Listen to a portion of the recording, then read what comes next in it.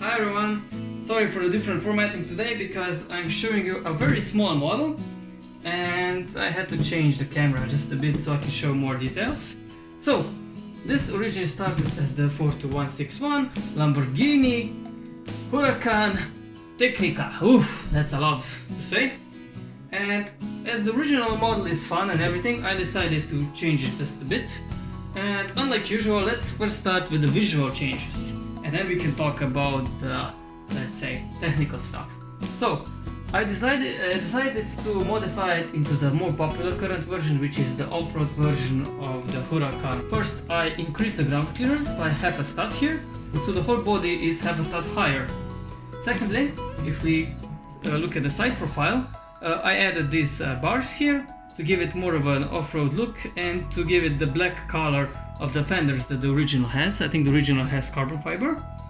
I also changed the colors here, the air intake and the lower side step thingy.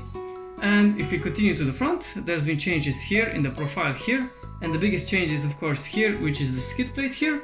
Now this skid plate, this skid plate is just like with the original. The original uses of course a steel one, a metal one, and here on the top we have the LED bars.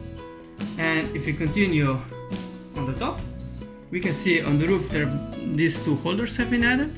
So let's move it like this. These two holders have been added, and the roof scoop here, and the rear engine covers, which are shaped using these bionicle teeth and the micro panels. And the spoiler has been changed, so it's much smaller and less pronounced. And if you continue towards the back, there's also been a few changes. A big skid plate has been added here. The license plate, which the original didn't have for some reason. And the sides here were also changed. I really liked how they came out. They are very nicely secured. They can't spin, they can't move anywhere. And I really like how they gave the rear the nice aggressive shape. It looks so much better than the original in my opinion. So that's when it comes to exterior. Inside, not much difference. The seats are still one stud apart. There is some cables and motors here. So what's this all about? Well, as usual, I modified it to have all-wheel drive. So unlike the Mustang, this one has truly independent left and right wheel drive. The motors are placed in a similar position as in the Mustang, but this time I managed to squeeze a powered up L motor between the drive motors, which is controlling the front wheel steering. So I managed to cram everything in this limited space, and you can see how the gears are driving the U-joints and the front wheels. So it is geared much slower than the Mustang, and as you will see in the video, the top speed is lower, but it produces so much torque, and because of the independent wheel drive, it can skid steer, it can steer on the spot, even on rough ground and everything. So I'm really happy how that came out. And well, finally we have a BuWizz controller. It is placed here in the front. It is driving and controlling of course all the motors, and I really like that I managed to place it here in the front because the model is so much more balanced than the Mustang. You see, I'm holding it in the middle and it's level. So we have perfect weight distribution between the front and the rear. And let's see how well it drives.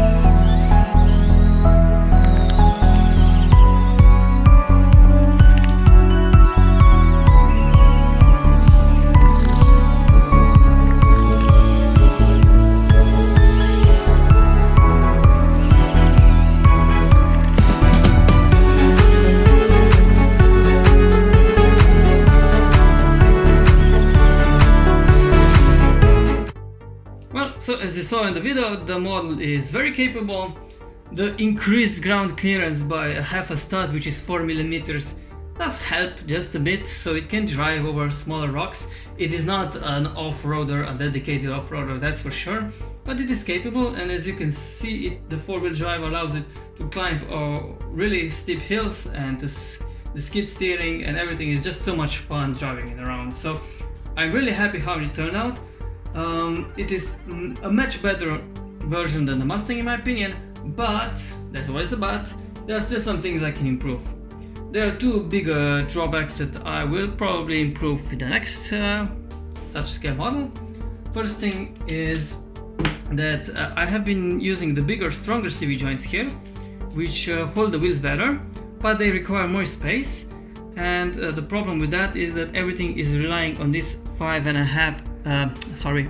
a stop long axles to hold it together. And over time, these two triangles, they just kind of fall apart, they slide apart, and once they slide apart, another problem is that the disc connector can slide inside a bit, which I can improve by putting a 3-studded beam here, so they can slide apart, and once they slide apart, the gear loses connection to the 2-studded axle, and then you lose the front wheel drive on one side or two. So I can fix this. I'm gonna put a 3-studded beam here, so that should help. But there's still an issue, like I said, with these 5-studded axles going apart and the triangles holding the front hub slowly but surely moving apart. And for that I would need to put some cross beams, but there's simply not enough space. So it's, like I said, it's not perfect, but it is an incremental improvement of the Mustang, and it's just so much more fun to drive because of the skid steering and everything. So I really like it. And as usual, I'll of course give you a Lego Digital Designer file. Remember, you have to use the updated version, turn off collisions, and don't be surprised if these two bars get removed. There is a bug in the Lego Digital Designer or the file or the material or something. These two bars get removed, that's normal. So, like I said, it's a nice fun little project, and I really like it.